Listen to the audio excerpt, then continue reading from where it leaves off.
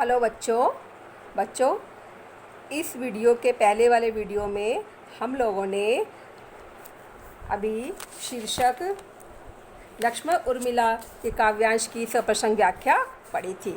चलिए बच्चों, अब शीर्षक अंगद के विषय में पढ़ेंगे कि अंगद काव्यांश में कवि ने क्या बताया है।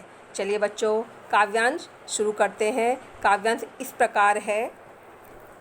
सिंधु तरयो उनको बनरा, तुम पे धनुरेख गई न तरी, बांधोई बांधत सो न बनियो, उन बारिधि बाधिके बाट करी। श्री रघुनाथ प्रताप की बात, तुम्हें 10 कंठ न जानी परी, तेलनी तूलनी पूछ जरी न, जरी जरी लंक जराई जरी। काव्यांश इस प्रकार था बच्चों। चलिए सबसे पहले संदर्भ के विषय में जानें। संदर्भ में क्या है।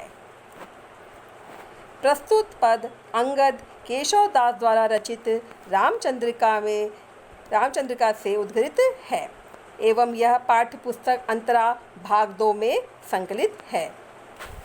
अब चलिए प्रसंग के विषय में जानें। प्रसंग में क्या बताया गया है। प्रसंग इस प्रकार है बच्चों। यहाँ कवि ने श्री राम की महिमा का वर्णन किया है। किसका वर्णन किया है बच्चों?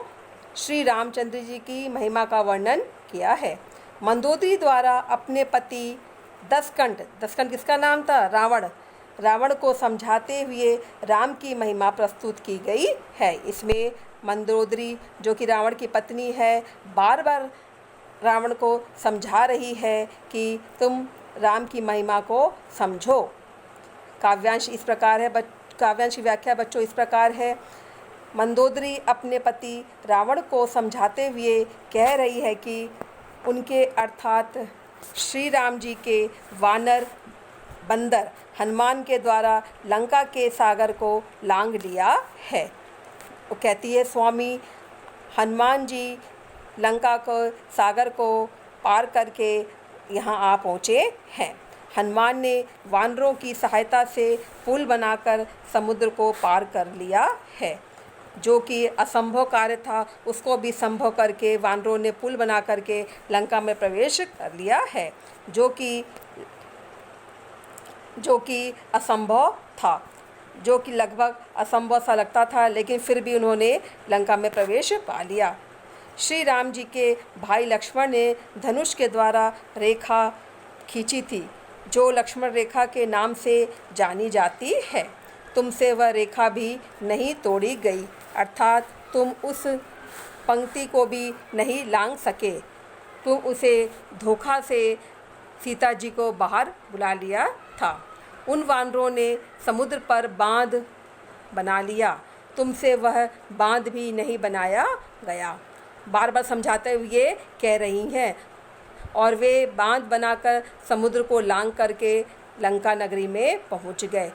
तुमने समुद्र पे कोई आज तक बांध नहीं बना सका, लेकिन देखो वो वानर की सेना ने किस प्रकार से समुद्र पर ये किसको बना लिया? पुल को बना लिया और यहाँ लंका में प्रवेश कर गए।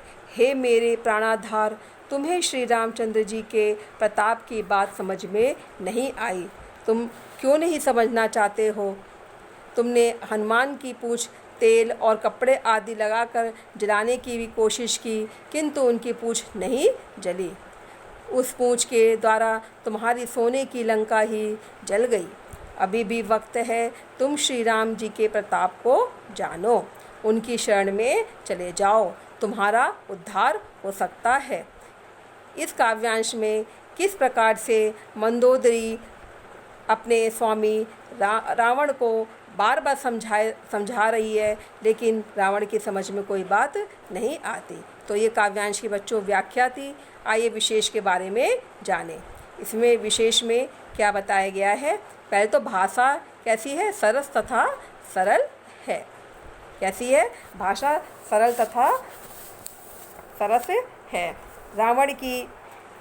राम की शक्ति से अवगत कराया गया है। रावण को बार बार राम की शक्ति के बारे में मंदोदरी बता रही है।